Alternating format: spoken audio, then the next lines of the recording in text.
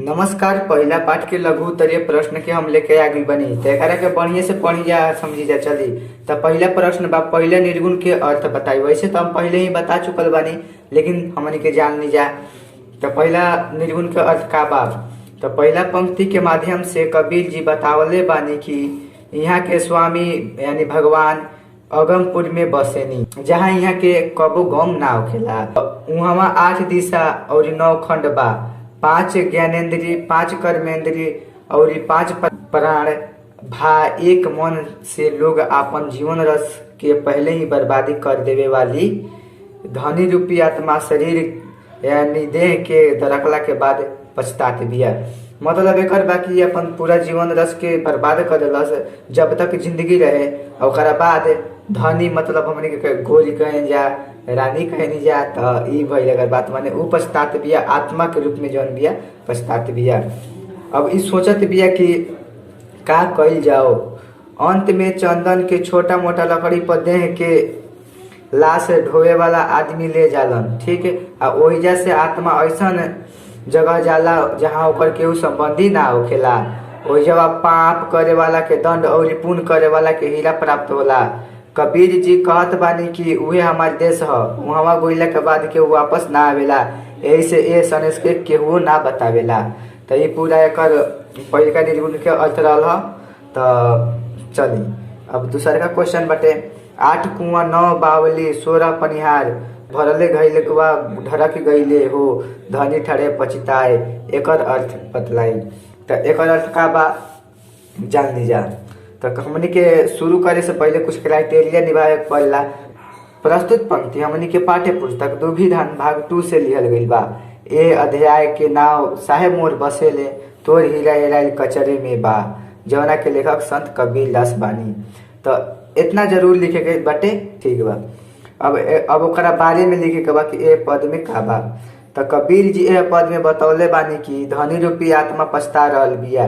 काहे से कि ऊ 8 कुआं यानी 8 दिशा, 9 बावली यानी 9 खंड, 16 पनिहार यानी 5 ज्ञानेन्द्रिय, 5 कर्मेंद्रिय, 5 प्राण भा एक मन, कुल मिला के 16 गो हो गई। तो ई पूरा जीवन रस होला, ठीक। तो ई जीवन रस के भोग कैलस तो धनी रूपी आत्मा, ठीक। ऊ अपन जीवन में ए सब में बर्बाद कर देलस आ भक्ति आ सुकर्म पे ध्यान ना देलस। तो एकर ये अर्थ निकलल बा। तो नीचे लिखा गई, ठीक बा। आगे को क्वेश्चन बाकी कबीर के ऐसन पदन के निर्गुण काहे कहल जाला। तो ई सब पद के काहे निर्गुण कहल जाला जानी जा।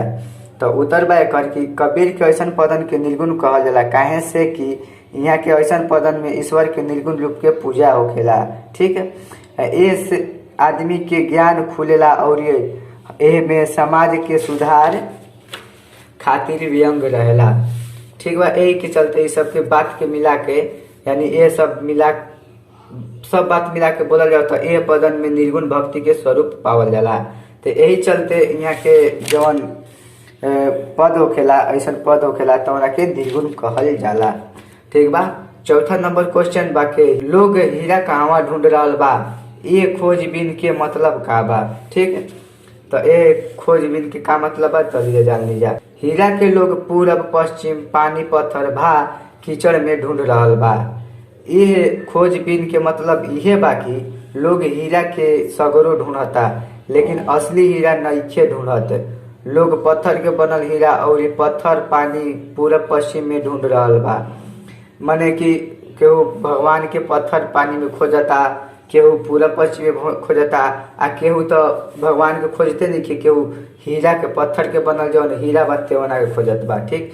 लेकिन ऊ प्रीतम नाव के हीरा के नइखे ढूंढे के कोशिश करत जौन ओकरा जिंदगी के मूल उद्देश्य बा। जौन ओकरा जिंदगी में चाही तो ओना के ढूंढत नइखे, जौन प्रीतम बा जौन हमनी के दिल में बसावे के चाही तो ओना के ई नइखे अपनावत। ये सब कचरा में व्यर्थ में अपन जिंदगी बर्बाद कर रहल बा। 5 नंबर क्वेश्चन बा तोर हीरा हेराइल कचरे में पद में कबीर दास का कहे के चाहत बानी।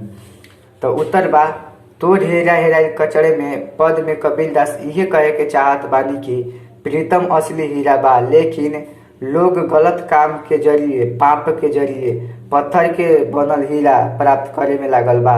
मतलब कि पानी पत्थर में जाके पश्चिम में, ई सब कुछ नहीं कि अगर दिल में हृदय में भगवान होकस तो सब बा। ठीक, मन चंगा तो कठौती में गंगा, तो यही बात बा। ठीक, तो उहे के प्राप्त करे में लागल बा। अतः कीचड़ पाप के आ फुहर काम के कहले बानी। ठीक, यहाँ कीचड़ पाप आ फुहर काम के कहल गइल बा, जवना के रास्ता बना के लोग अपना हीरा के प्राप्त करे के चाहता, लेकिन ई नइखे जानत कि ई हीरा कौन ह। तो ई रहल हमनी के 5 गो प्रश्न जौन की लघु उत्तर जे रहल। रउआ कबीर के निर्गुण के सुनी आ बताई। तो रउआ कबीर के निर्गुण पर यूट्यूब पे जहाँ भी अपन बूढ़ पुरानिया करके वो के बतावे वाला, तो जहाँ कहीं भी मिले तो ओकरा के सुनी आ कमेंट में 3 गो पद के जरूर लिखम। एक के साथ हमनी के ई पूरा चैप्टर समाप्त हो गई। धन्यवाद।